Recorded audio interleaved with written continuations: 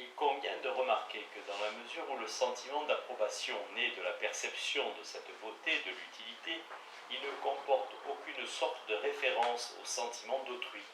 Si bien que s'il était possible qu'une personne atteigne l'âge adulte sans aucune communication avec la société, ses propres actions pourraient toutefois lui être agréables ou désagréables selon leur tendance à favoriser son bonheur ou son désavantage.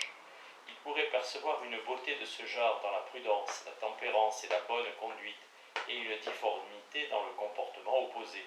Il pourrait, dans le premier cas, considérer son propre tempérament et son caractère avec cette sorte de satisfaction avec laquelle nous considérons une machine bien conçue, ou bien, dans le cas contraire, avec une sorte de dégoût et d'insatisfaction avec lesquels nous considérons un arrangement disgracieux et grossier.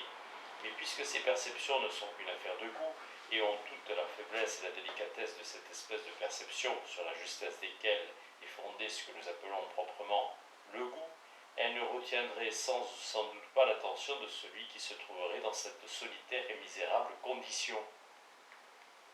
Et même s'il venait à les remarquer, elles ne pourraient en aucune façon avoir sur lui, avant qu'il entretienne une relation avec la société, les effets qui seraient les leurs une fois cette relation établie. Il ne serait pas terrassé de honte intérieure à l'idée de cette difformité, pas plus que la conscience de la beauté contraire ne l'élèverait à un secret triomphe de l'esprit. Il n'exulterait pas à l'idée de mériter une récompense dans un cas, ni ne tremblerait à la crainte de mériter un châtiment dans le cas contraire. Tous ces sentiments supposent l'idée d'un autre être, qui est le juge naturel de la personne et qui les sent, et c'est seulement par sympathie avec les décisions de cet arbitre, de sa conduite, qu'il peut concevoir ou bien le triomphe de l'applaudissement de soi, ou bien la honte de la condamnation de soi. Cinquième partie de l'influence de la coutume et de la mode sur les sentiments de l'approbation et de la désapprobation morale, consistant en une section. Premier chapitre de l'influence de la coutume et de la mode sur nos notions de beauté et de difformité.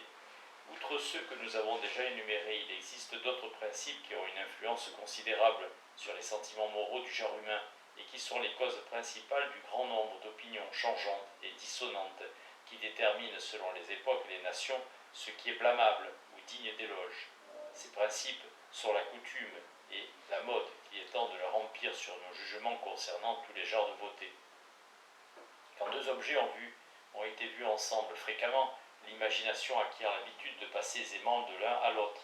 Si le premier apparaît, nous supposons que le second doit suivre.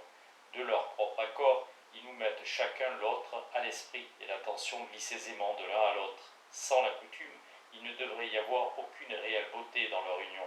Et pourtant, quand la coutume les a ainsi associés, nous sentons que leur séparation est inconvenante.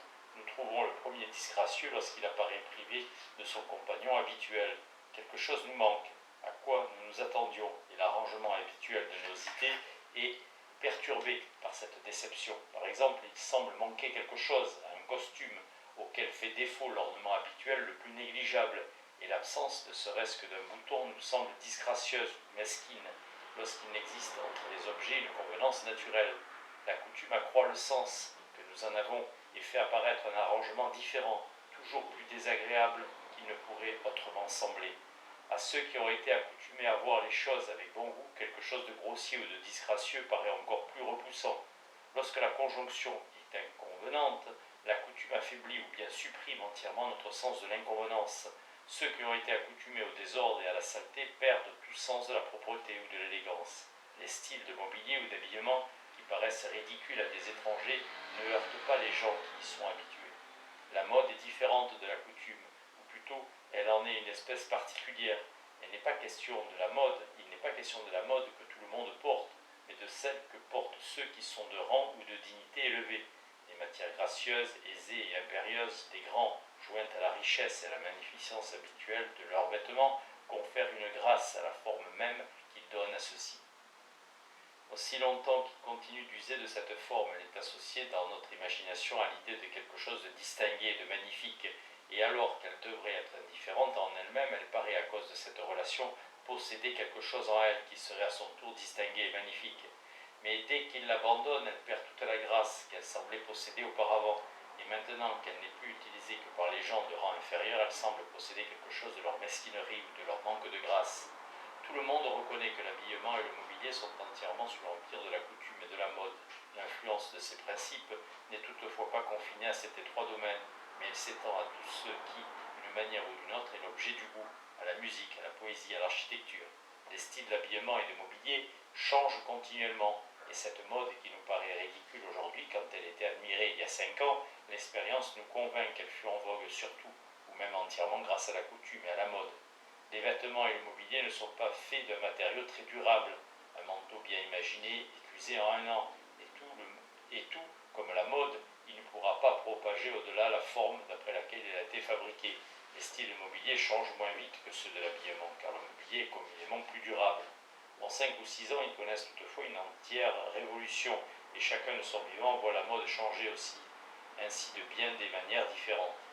Les productions des autres arts durent bien plus longtemps, et lorsqu'elles sont heureusement imaginées, elles peuvent continuer pour un temps bien plus long de propager le style de leur façon.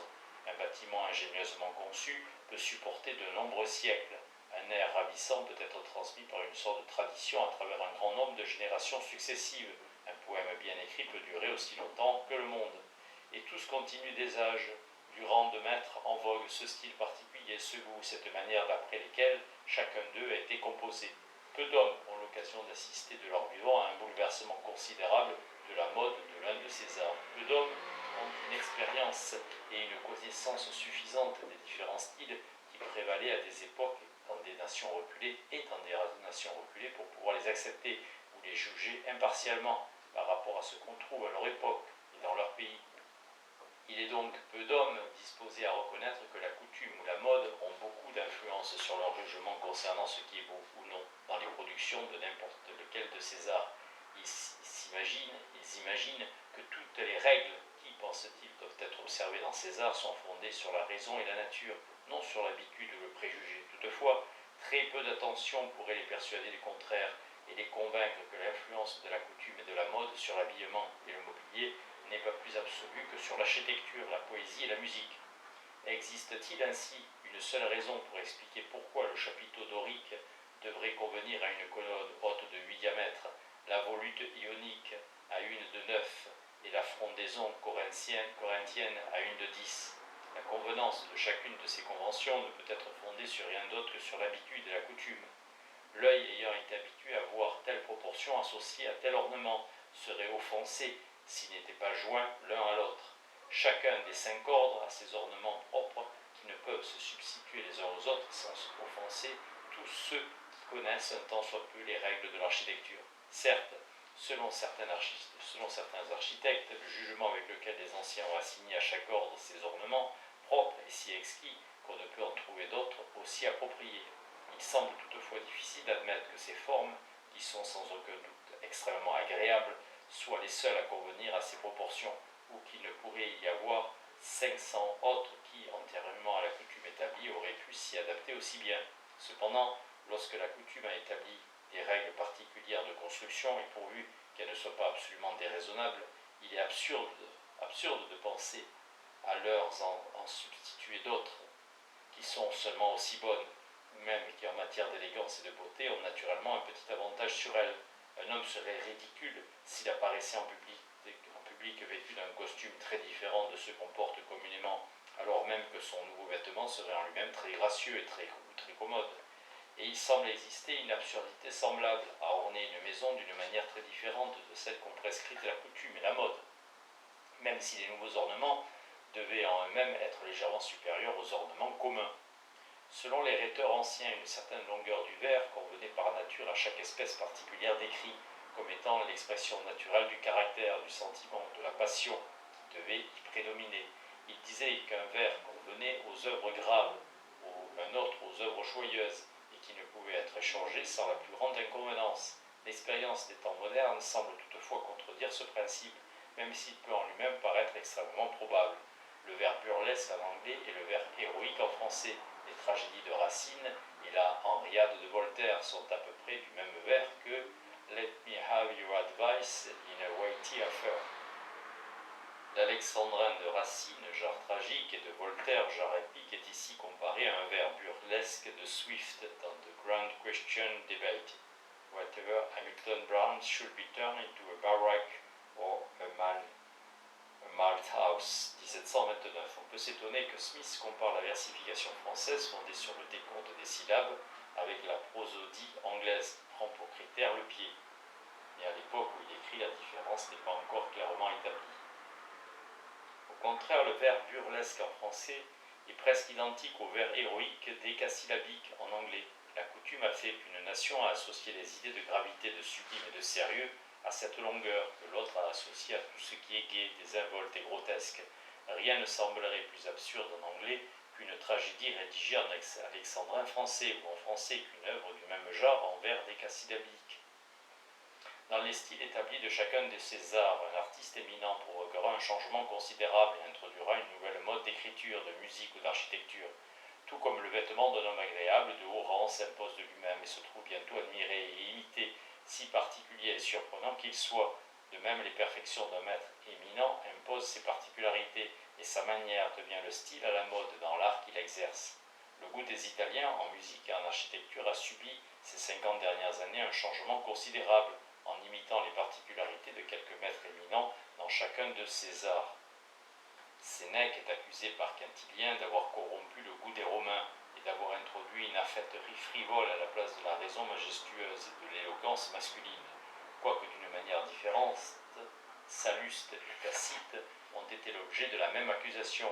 Ils avaient donné réputation, prétendait-on, à un style qui, s'il était concis, élégant, expressif et même poétique au plus haut degré, manquait toutefois d'aisance, de simplicité, de naturel, et qui, à l'évidence, était le fruit de l'affectation la plus laborieuse et la plus étudiée.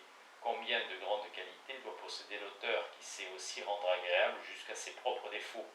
Après l'éloge d'avoir affiné le goût d'une nation, dire qu'il a corrompu est peut-être le plus grand panégyrique qu'on puisse faire d'un auteur. Dans notre propre langue, Pope et le docteur Swift ont introduit l'un en vers long, l'autre en vers court, une manière différente de ce qui était auparavant en vigueur dans toutes les œuvres écrites en rime. Le pittoresque de Butler a laissé place à la simplicité de Swift, la liberté décousue de Dryden et la langueur correcte mais souvent fastidieuse et prosaïque d'Addison ne sont plus des objets d'imitation. Au contraire, tous les vers longs sont aujourd'hui écrits à la manière de la précision nerveuse de Pope. Ce n'est pas seulement sur les productions des arts que la coutume et la mode étendent leur empire. Elles influencent de la même façon nos jugements concernant la beauté des objets naturels. Combien de formes diverses et contraires sont jugées belles selon les différentes espèces de choses. Les proportions qui sont admirées dans un animal sont entièrement différentes de celles qui sont estimées dans un autre. Chaque classe de choses a sa propre conformation particulière qu'on approuve et sa propre beauté, distincte de celle de toutes les autres espèces.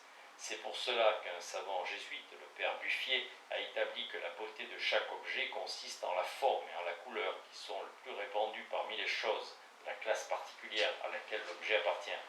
Ainsi, s'agissant de la forme humaine, la beauté de chaque trait consiste à un certain milieu, également éloigné de toute une variété d'autres formes qui sont laides. Un bonnet, par exemple, est un nez qui n'est ni très long ni très court, ni très droit ni très crochu, et une sorte de milieu parmi tous ces extrêmes, qui est moins différent de chacun d'eux qui ne le sont tous les uns des autres.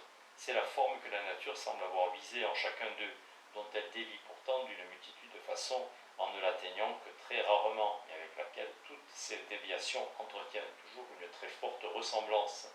Lorsque plusieurs dessins sont faits à partir d'un même modèle, quoiqu'ils puissent tous s'en éloigner sous certains aspects, ils lui ressembleront toujours, toutefois, tous plus qu'ils ne le ressemblent les uns aux autres. Le caractère général du modèle se retrouve en chacun d'eux.